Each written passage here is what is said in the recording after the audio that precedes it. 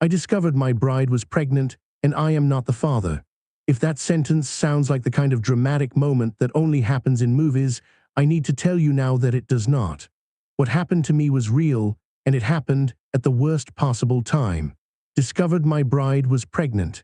If you have never had your entire future collapse in a single moment, you cannot understand how fast the ground disappears beneath you. We had been together for a long time, long enough to believe we knew each other, long enough to book venues, send invitations, and tell family and friends that we were building a life together. The engagement felt real. The planning felt real. The future we talked about felt real. And all of it was a cover for what she was really doing when I was not looking. The hardest part to explain to people who have never experienced a betrayal this public, this devastating, and this badly timed, is how much it changes not just your present, but your entire past. You start replaying old conversations, old moments, old promises, and you realize none of them were what you thought they were. You realize the person you were building a future with had already been building something else on the side. And the worst part is not the betrayal itself.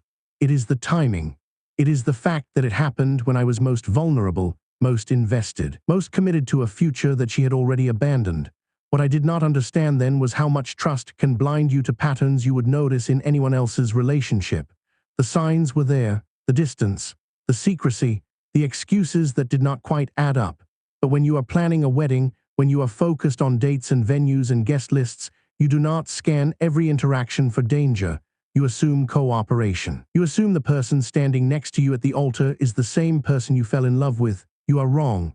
The breaking point happened. Discovered my bride was pregnant. I was not looking for it. I was not suspicious. I was just living my life, doing the things couples do when they are about to get married.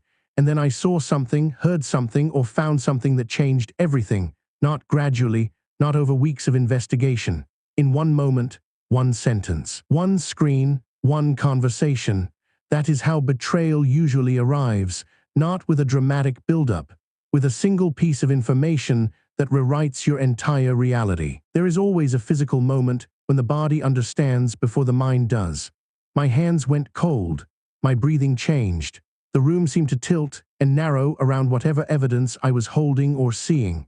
I stood there processing information that my brain refused to fully accept, because accepting it meant accepting that the person I loved most in the world had been living a lie.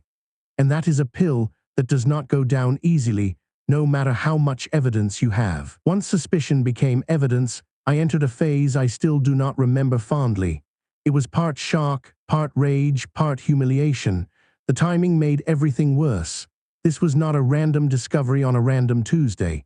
This was discovered my bride was pregnant when I was most vulnerable, most invested, most public about my commitment. The humiliation was not just private. It was shared, visible, and in some cases, witnessed by the people who mattered most to me. What made it worse was not just the act itself. It was the fact that she had been planning this, hiding this, managing this, while I was planning our wedding. While I was picking out venues and flowers and music for our first dance, she was living a double life that would destroy everything I thought we were building. That hurt more than the betrayal itself, because it meant I was not just losing a partner. I was losing my ability to trust my own judgment about who deserved access to my life. The scale of the truth matters because it changes the emotional category of what happened. This was not a moment of weakness. This was not a mistake that could be apologized away. This was a sustained pattern of deception that required planning, coordination, and a level of emotional compartmentalization most people are not capable of. Once I understood that, I stopped asking whether the damage could be explained softly. I started asking whether I could respect myself if I stayed with someone who had shown me exactly who they were when they thought I would never find out. Even before I made any final decision, something in me had already started separating clarity from comfort. Comfort would have meant ignoring the evidence, getting through the wedding, and dealing with the fallout later when the guests were gone and the pressure was off. Clarity meant naming what was in front of me without dressing it up, even if it meant canceling everything and facing the consequences. That shift hurt, but it also gave me back a level of internal steadiness I had been losing for a long time. Eventually there is always a confrontation, whether you want one or not. When I confronted her, she did what people who get caught always do, Denied, deflected, minimized, and then tried to manage the explanation. First came confusion, then excuses, then the classic defense that it did not mean anything, it was just a mistake, it was not supposed to be a big deal. But lies change shape when they are cornered. And eventually, the whole performance collapsed in front of me. In that conversation, I learned something I have seen repeated in almost every betrayal story since. When someone has been lying for long enough, exposure does not automatically produce honesty. Often it only produces a faster, more desperate form of strategy. I also learned that closure is rarely given cleanly by the person who caused the damage. More often, closure is assembled privately from facts, behavior, silence, and the eventual realization that you no longer need a better apology in order to make a better decision. That realization was painful because it forced me to stop waiting for her to become morally elegant after choosing something much uglier. After the confrontation, the aftermath begins, and the aftermath is rarely cinematic. It is practical, repetitive, humiliating, and emotionally expensive. I had to make phone calls I never thought I would have to make. I had to cancel venues, return deposits, explain to family and friends why the wedding was off. Some vendors refunded me, some did not. Some people were kind. Some people asked if I was sure I wanted to cancel over one mistake. That question taught me more about who understood betrayal and who had never lived through it than any other part of the process. There is also a social cost to betrayal that people underestimate. You start thinking about who knew what, who suspected what, and who watched the relationship move toward a wedding without saying a word. Even when no one intended to humiliate you, the mere possibility that other people saw pieces of the truth before you did can feel like a second wound. It is not pure ego. It is the pain of realizing your private devastation may have had an audience long before you had language for it yourself. And then comes the part no one glamorizes: the paperwork, the practical decisions, the humiliating explanations, the return gifts, the canceled honeymoon, the dress or suit you will never wear again. Meals still have to be made. Bills still have to be paid. Work still expects your attention.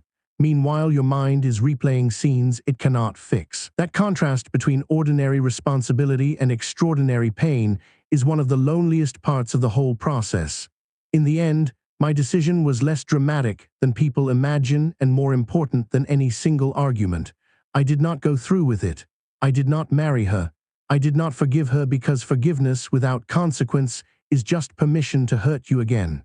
I canceled the wedding, walked away, and started rebuilding a life that no longer included someone who thought discovered my bride was pregnant was the right time to destroy everything we had built. That decision did not erase grief. It simply gave grief a direction.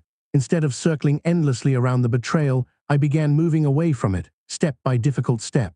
Recovery did not begin with peace. It began with routine. I had to rebuild trust in small, unglamorous ways, by keeping promises to myself, by protecting my sleep, by speaking honestly to the people who had earned access to my life, and by refusing to keep confusing suffering with loyalty. That process was slower than I wanted and less dramatic than movies teach us to expect. But it was real, and reality mattered more to me now than performance ever could. A major part of recovery had nothing to do with her and everything to do with identity. I had to figure out who I was when I was no longer organizing my choices around a wedding, a shared apartment, or a future that had been built on a foundation of lies. That sounds abstract until you live it. Then it becomes very practical. Different mornings, different habits, different spending, different boundaries, different standards for what gets access to your time. The rebuild was not only emotional, it was structural, and that structural change is what made the healing last instead of feeling temporary. Looking back, the moment that saved my life happened at the worst possible time. But the reason it saved everything is that it forced me to see the truth before I made a permanent legal and emotional commitment to someone who had already shown me they were not capable of honoring it. I do not tell this story because I enjoy revisiting it. I tell it because there are people still living inside the version of denial I once called trust. If you are one of them, I hope you understand this. Clarity may arrive at the worst possible time, but it is still a gift. It asks whether you will keep protecting a lie because you are afraid of what truth will cost, or whether you will accept the cost and finally keep your own dignity intact. That choice is brutal. It is also where a real life starts again. And that is the part I wish more people understood. Betrayal is dramatic in the discovery, but its real meaning is revealed in what you do next. Do you go through with the wedding because everything is already planned, or do you let that truth reorganize your life around something cleaner? That question changed everything for me. If you have lived through something similar, then you already know the answer is never simple. But it is still worth saying out loud, because silence protects the wrong